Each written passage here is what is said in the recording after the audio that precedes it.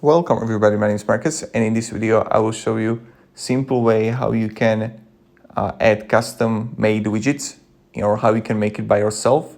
So let's start. There are actually like only one way how we can do it, because when you would like hold the screen and click plus here, you can actually do it, right? But what you can do, you have like the limited positions.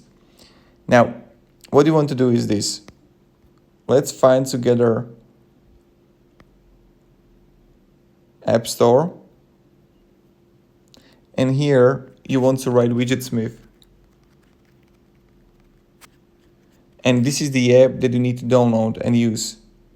And in this application you can simply choose it between small, medium widget and large widget. You can change the colors, the style, and everything. So, and this is how you can create by yourself the custom widgets thanks to this.